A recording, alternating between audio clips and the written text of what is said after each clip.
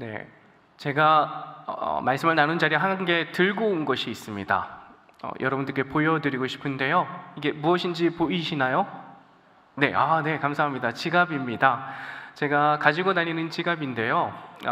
요즘에는 전자화폐, 그러니까 신용카드나 이런 것들을 전화기에, 핸드폰에 이렇게 저장해서 사용하기 때문에 지갑을 들고 다니는 분들이 그렇게 많지 않은 것 같습니다. 그럼에도 이 지갑은 제가 자주 가지고 다니고 늘 가지고 다니는 것인데 많은 분들이 이 지갑을 또 소유하고 계실 거라 생각해요. 그런데 이 지갑은 저에게 특별한 의미가 있는 지갑입니다. 이 지갑은 돌아가신 제 아버지께서 사용하시던 것인데요. 제 아버지는 2년 전에 갑자기 세상을 떠나셨습니다. 그 당시에는 제가 미국에서 막 공부를 마치고 사역을 하고 있었던 터라서 아버지가 돌아가시는 순간에 그 마지막 순간을 옆에서 지켜드리지 못했습니다. 그래서 제 마음에는 그 순간을 생각할 때마다 늘 무겁고 또 죄송한 마음이 남겨져 있습니다. 급하게 귀국해서 장례를 마치고 아버지의 물건을 정리하면서 아버지가 사용하시던 지갑을 제가 가지고 왔습니다.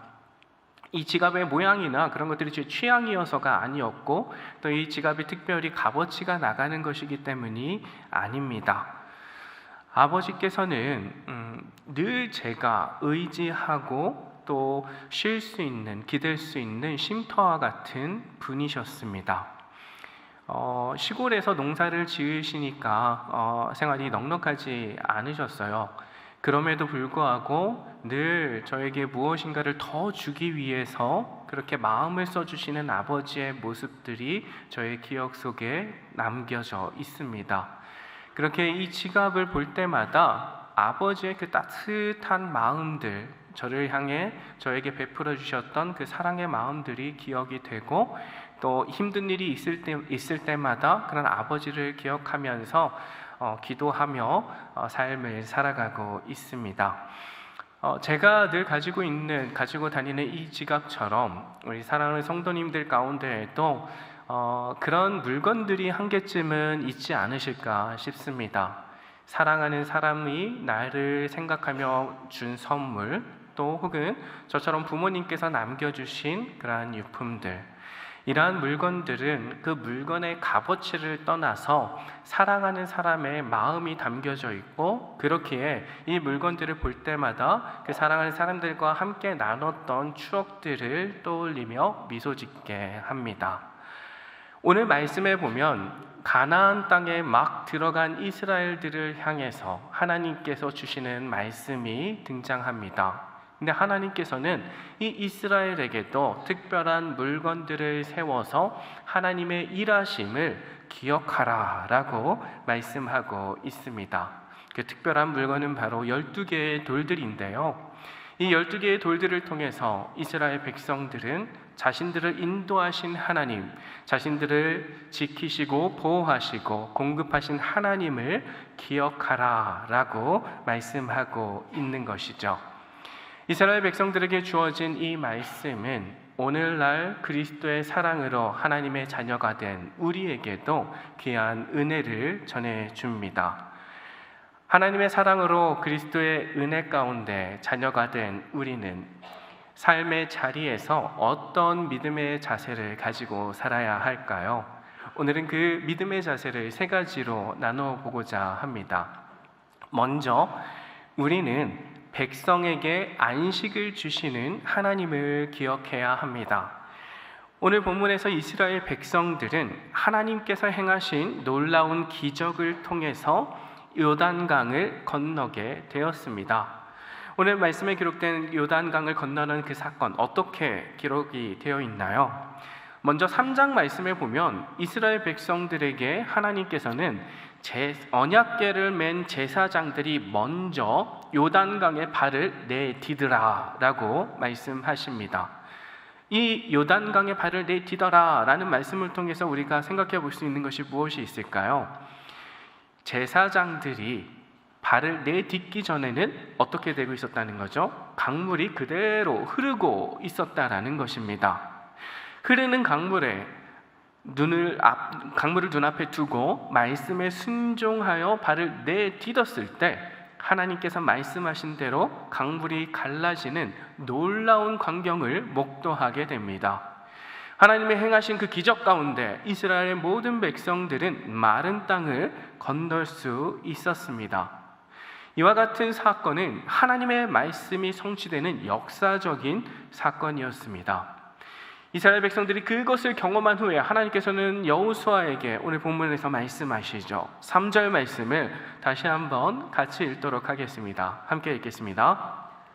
그들에게 명령하여 이르기를 요단 가운데 제사장들의 발이 굳게 선 그곳에서 돌 12를 택하여 그것을 가져다가 오늘 밤 너희가 유숙할 그곳에 두게 하라 하시니라. 아멘. 말씀해 보니까 하나님께서는 돌 12개를 가져다가 이스라엘 백성들이 유숙할 곳에 가져다 두라고 말씀하셨습니다. 왜 그렇게 가져다 두라고 말씀하셨을까요? 오늘 본문 말씀 3절에 사용된 두게 하라라는 동사의 원래 의미에는 안식하다, 쉬다라는 의미가 담겨져 있습니다. 그 의미를 반영해서 오늘 3절 말씀을 다시 살펴본다면 오늘 밤 너희가 유숙할 그곳에 두어서 쉬게 하라, 안식하게 하라라는 의미가 되는 것이죠.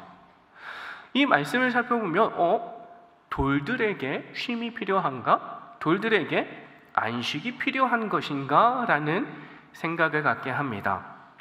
여러분, 돌들에게 안식이 필요합니까? 필요한가요? 아니죠. 돌들에게는 안식이 필요가 없습니다. 살아있는 생명체가 아니기 때문이죠. 근데 왜 이렇게 말씀하셨을까요? 우리가 곰곰이 생각해 볼 필요가 있습니다. 이 돌들은 어떤 존재입니까?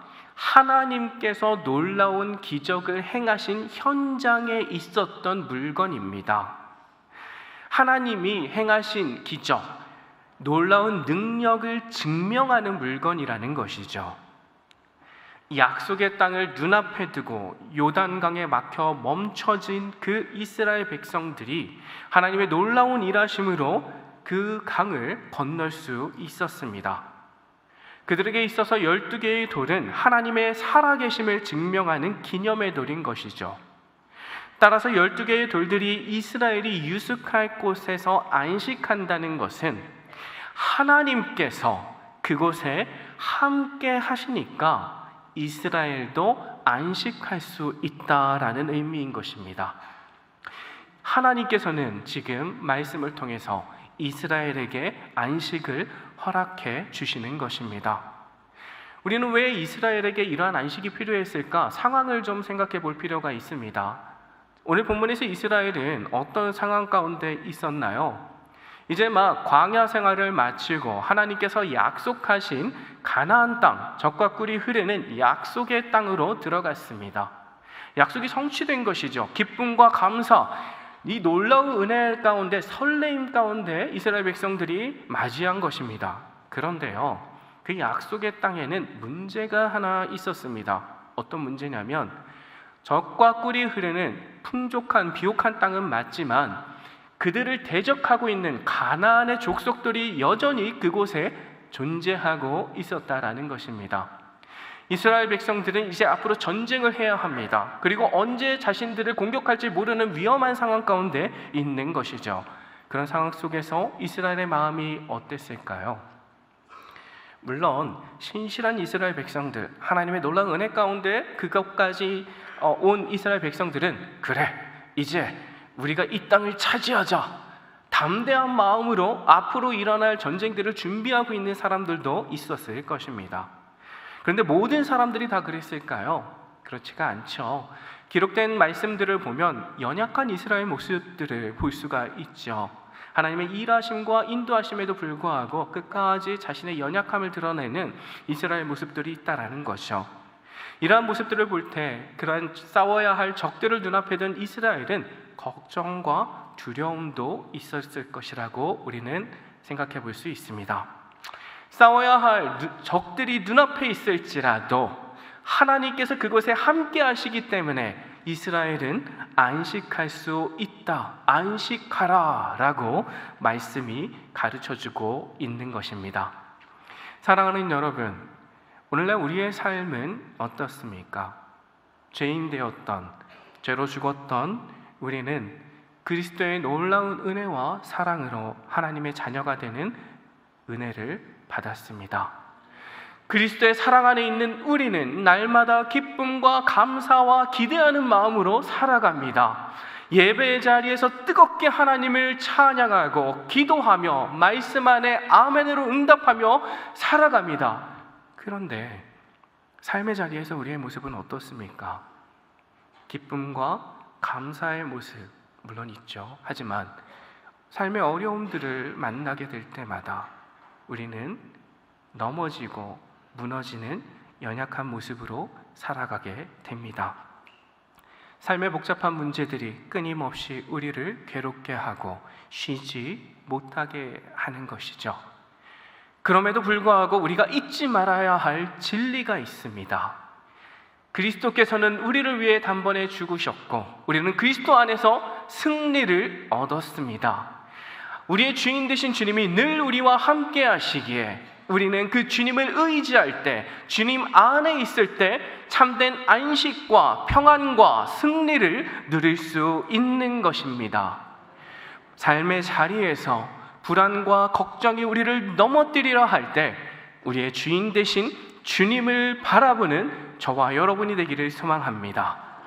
적진 한복판에서도 하나님 안에서 안식했던 그 이스라엘처럼 삶의 자리에서 우리에게 안식을 주시는 주님을 의지함으로 하나님의 놀라운 은혜 가운데 평안의 삶을 살아가는 저와 여러분이 되기를 기도드립니다.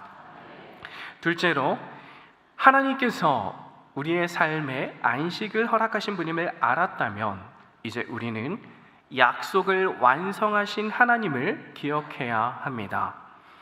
오늘 본문에서 하나님께서는 그 돌들, 12개의 돌들이 하나님의 일하심을 증거하는 도구가 되어야 한다고 말씀하고 있습니다. 오늘 본문 6절과 7절 말씀을 다시 한번 읽도록 하겠습니다. 함께 읽겠습니다. 의뢰 너희의 자손들이 물어 이르되 이 돌들은 무슨 뜻이냐 하거는 그들에게 이르기를 요단물이 여호와의 언약궤 앞에서 끊어졌나니 강을 건널 때에 요단물이 끊어졌으므로 이 돌들이 이스라엘 자손에게 영원히 기념이 되리라. 아멘.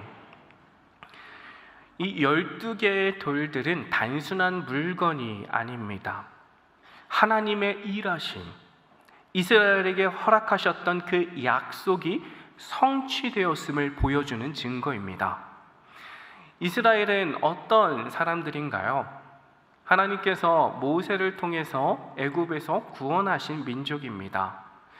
모세를 통해 구원받기 전에 이스라엘 백성들은 430년이라는 시간을 애굽에서 종살이를 했습니다. 그런 어려움 가운데 있던 이스라엘을 하나님께서는 아브라함과 이삭과 야곱과 맺으신 언약을 기억하시고 모세를 통해서 그들을 구원해 주셨습니다.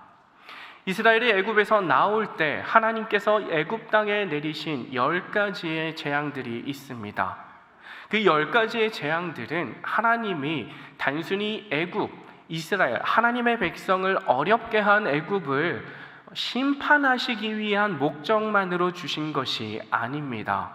물론 하나님께서는 이스라엘을 구원하시기 위해서 그 10가지의 재앙들을 허락해 주셨지만 하나님께서는 그 10가지의 재앙들을 통해서 하나님 한 분만이, 하나님만이 세상의 주인이시며 통치자이시며 예배받기 합당하신 분이라는 사실을 온 세상에 가르쳐 주신 것입니다. 하나님의 놀라운 은혜 가운데 애굽에서 나온 이스라엘은 곧바로 하나님이 약속하신 땅으로 간 것이 아니라 40년의 광야 생활을 하게 됩니다. 여러분, 광야는 어떤 곳인가요? 먹을 것이 풍부한 곳일까요? 평탄한 도로가 있는 곳일까요? 아니면 편안한 잠자리가 있는 곳일까요? 모두 다 아니죠. 광야는 척박한 사람이 살기에는 굉장히 힘들고 고통스러운 공간입니다.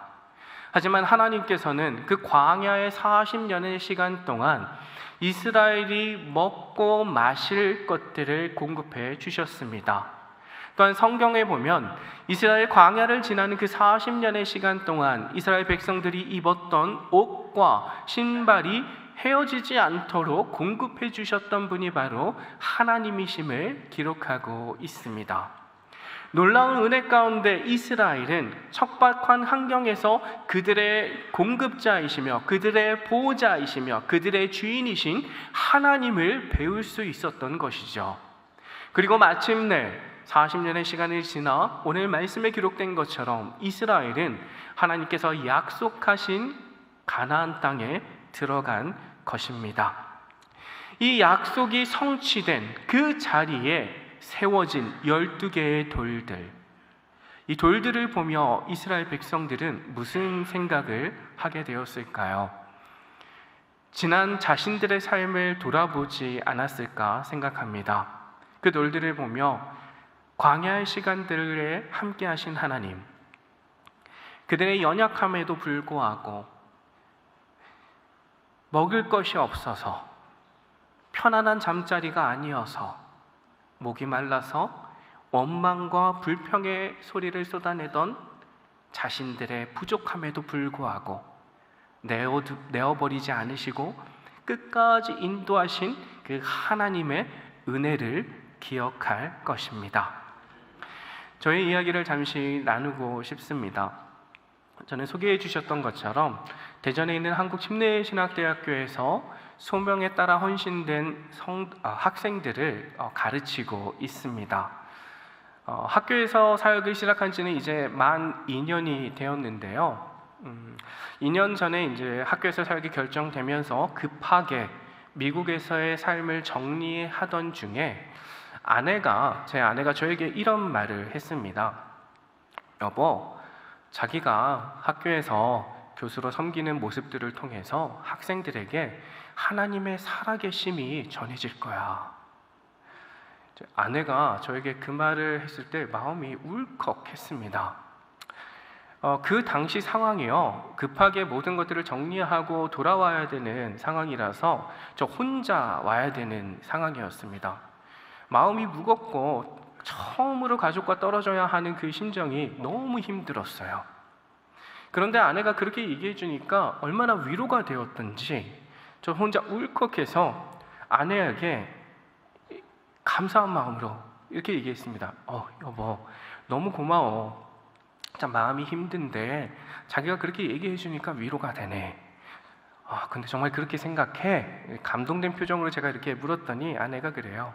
그럼 당연하지. 자기 같은 사람도 교사가 돼서 가르치는데 하나님의 살아계심이 당연히 증거되지 않겠어? 네, 순간 저는 황당했는데 웃음을 뻥 터뜨리고 말았습니다. 전혀 기분이 나쁘지 않았어요. 왜냐하면 그 말이 사실이었기 때문입니다. 저는 학생들을 가르칠 만한 자격이나 능력이 있는 사람이 아닙니다. 학창시절 제가 공부할 때 성적이 탁월하게 좋았던 것도 아니고요.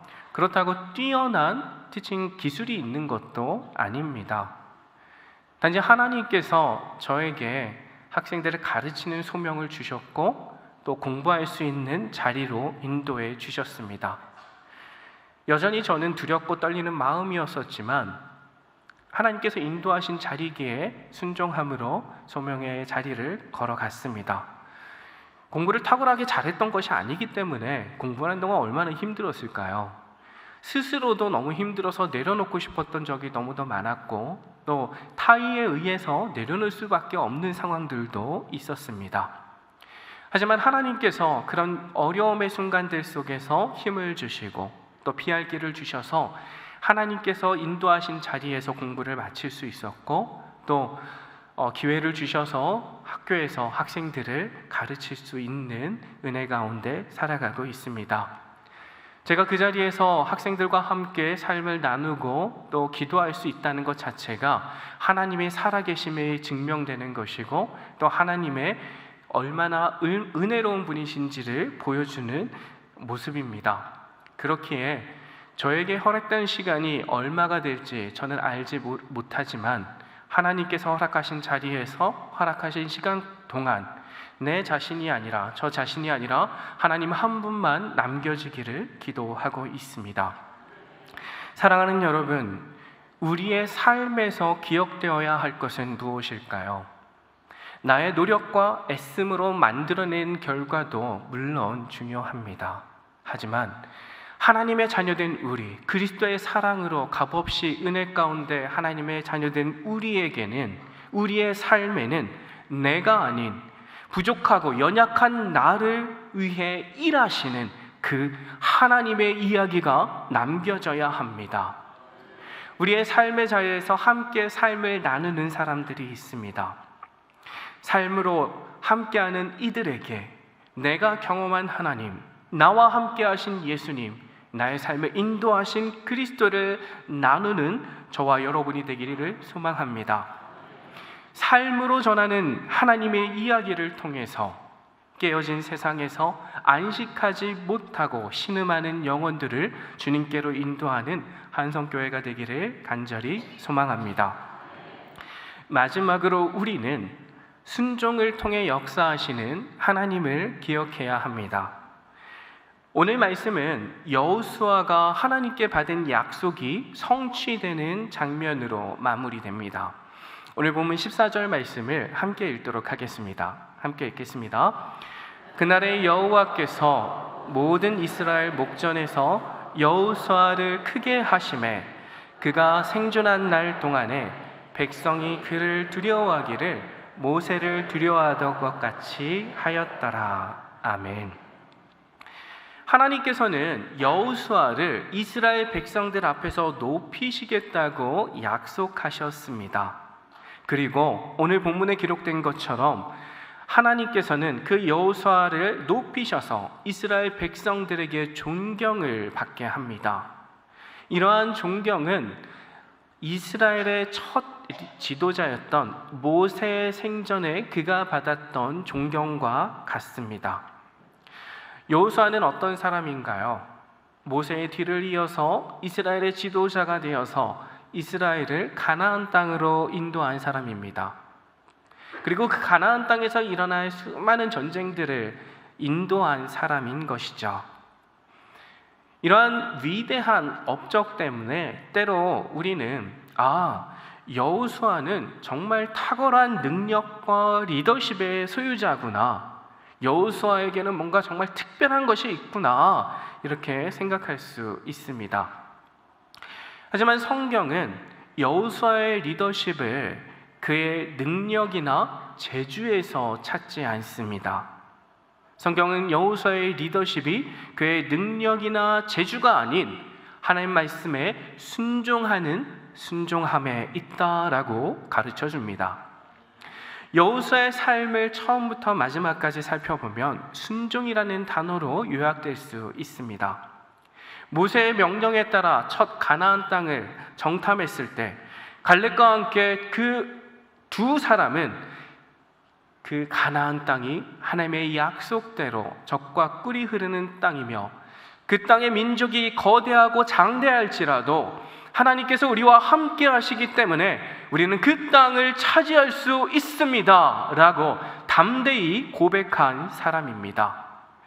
또한 모세가 죽은 후에 그 많은 이스라엘 백성들을 가나안 땅으로 인도하여 드렸고, 오늘 말씀에 기록된 것처럼 제사장들이 발을 내딛어 요단강을 가르신 그 기적 가운데 이스라엘을 인도한 사람입니다. 이처럼 하나님께서는 여호수아의 능력이나 재주가 아닌 그의 순종을 통해 이스라엘을 가나안 땅으로 인도하셨습니다. 사랑하는 여러분, 성도의 리더십은 탁월한 계획이나 사람을 통솔하는 능력에 있지 않습니다. 그러한 것들은 부차적인 것일 뿐입니다. 하나님의 말씀에 순종함으로 하나님의 일하심을 드러나게 하는 것이 성도가 가져야 할 리더십의 본질입니다. 삶의 자리에서 우리는 어떤 모습으로 살아가고 있습니까? 내가 원하는 것, 내가 바라는 것, 내 생각, 혹은 내가 하고 싶은 것, 이러한 것들이 아닌 하나님의 뜻에 순종하는 성도가 되기를 소망합니다.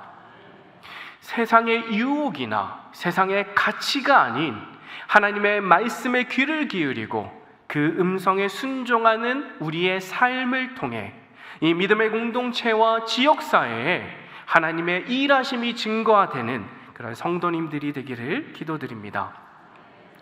사랑하는 여러분, 오늘 우리는 요단을 건넌 그 이스라엘에게 12개의 돌을 가져다가 기념하라 라고 말씀하신 하나님에 대해서 나누었습니다. 하나님은 기적을 행하실 뿐 아니라 기적을 대대토록 우리의 삶 가운데 기억하게 하시는 분입니다. 이스라엘 백성들 가운데 세워진 그 돌들은 단지 과거의 사건으로 끝나는 것이 아닌 여전히 살아계시고 그들과 함께 하시는 하나님을 기억하며 그 하나님 말씀에 순종하는 믿음의 결단을 가지게 하는 증거였습니다. 그리스도의 사랑으로, 예수 그리스도의 은혜로 하나님의 자녀된 우리의 삶은 어떠해야 할까요? 죄로 죽었던 우리를 살리시고 안식을 주신 하나님을 기억해야 합니다.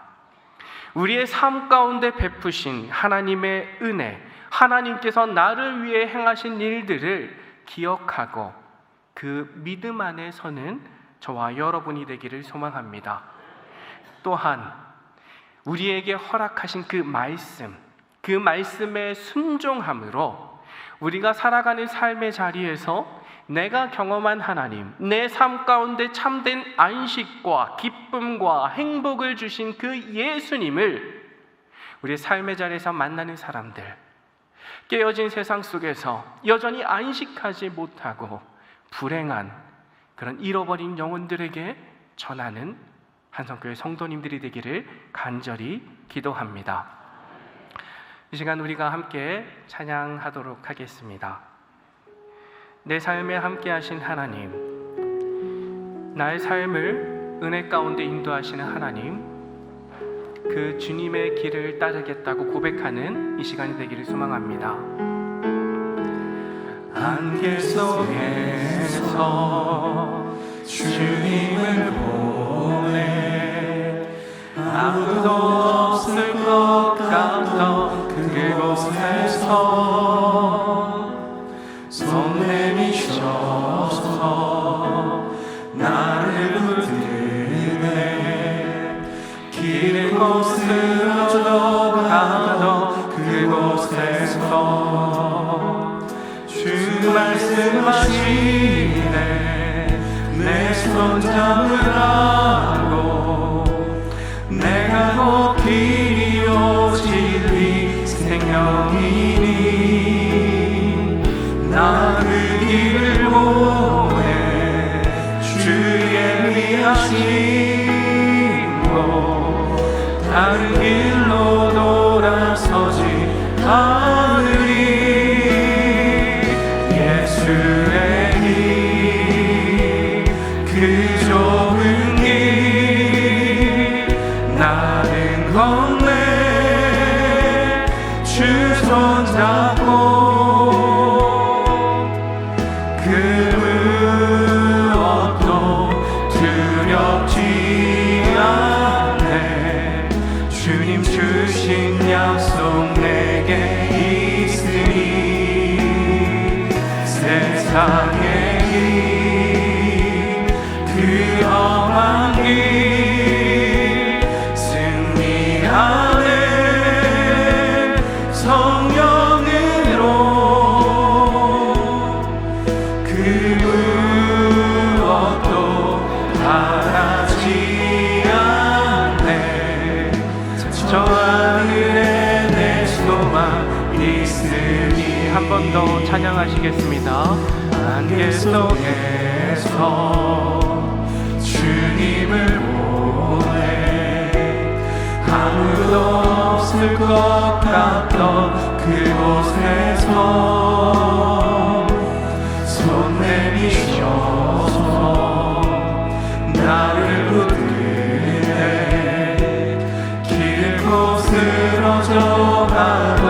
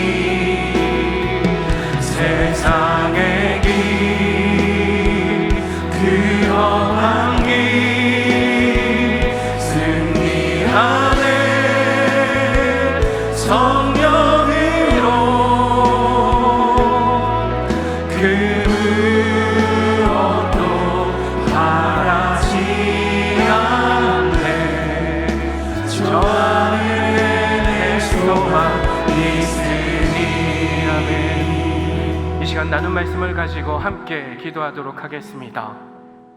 하나님, 그리스도의 사랑으로 나를 자녀 삼아주심에 감사드립니다. 죄인 되었던 이전의 삶을 뒤로 하고 이제는 하나님 안에서 안식하는 믿음의 삶을 살게 하여 주시옵소서. 삶의 자리에서 만나는 많은 문제들, 그 문제들을 주님 앞에 내려놓고 말씀에 순종함으로 세상 가운데 나의 삶 가운데 역사하신 그 하나님을 증거하는 전도자의 삶을 살겠습니다. 이 시간 그 믿음의 고백을 하며 주님 앞에 주님의 이름 한 번 부르며 믿음으로 고백하겠습니다. 주여, 사랑해 주님 감사합니다. 아버지 하나님, 우리를 주님의 은혜 가운데 불러주시고 주님의 자녀 삼아주심에 감사드립니다. 죄로 죽었던 우리의 삶, 암흑과 같았던 우리의 삶, 그런 우리의 삶을 구원하여 주셔서 빛 가운데 살아가게 하신 하나님의 귀한 은혜와 사랑 감사드립니다. 주님, 이제는 내 삶의 주인 되신 주님의 말씀에 따라 살아가게 하여 주시옵소서. 내 생각과 내 뜻과 세상의 가치가 아닌 하나님의 말씀에 순종함으로 세상 가운데 하나님의 살아계심을 증거하는 믿음의 삶을 살게 하여 주시옵소서. 하나님, 삶의 자리에서 마주하는 많은 문제들, 어려움들, 우리의 발목을 붙잡고 우리를 넘어뜨리려는 많은 문제들 가운데 주님을 바라보기를 원합니다. 주님을 의지하기를 원합니다. 이미 승리하신 그 주님을 의지하며 믿음으로 살아가는 전도자의 삶을 살게 하여 주셔서 세상 가운데 빛 대신 그리스도를 전하게 하여 주시고 그 복음 대신 하나님의 은혜를 나눌 수 있도록 주님 도와주시옵소서. 우리의 연약함, 우리의 부족한 것들을 여겨주셔서 삶의 자리에서 오직 하나님 한 분만 나타나게 하여 주시옵소서. 사랑해 주님 감사합니다. 우리를 자녀 삼으시고 귀한 은혜 가운데 믿음으로 살아갈 수 있는 힘을 주셔서 감사드립니다. 세상의 자리, 삶의 자리에서 마주하는 많은 문제들, 우리의 능력으로 이길 수가 없습니다. 그 모든 것들을 주님 앞에 내려놓고 이미 승리하신 주님의 인도하심에 순종하며 살아가는 우리가 되게 하여 주시옵소서. 그리하여서 우리의 삶의 자리가 하나님이 역사하시고 일하시는 자리가 되게 하여 주시옵소서. 깨어진 세상에서 안식하지 못하고 슬픔 가운데 살아가고 있는 잃어버린 영혼들이 하나님의 백성의 행복자의 삶을 통해 주님 안으로 돌아오게 되는 놀라운 은혜의 역사가 나타나게 하여 주시옵소서. 이제는 우리 구주 예수 그리스도의 은혜와 아버지 하나님의 극진하신 사랑과 성령 하나님의 감동하심이 오늘 이 예배의 자리에서 승리하게 하신 하나님, 구원하신 하나님의 은혜 감사하며 행복자로 삶의 자리에서 그리스도의 복음을 전하고자 다짐하는 한성교회 모든 성도들 가운데 지금부터 영원토록 함께 하시기를 축원합니다. 아멘.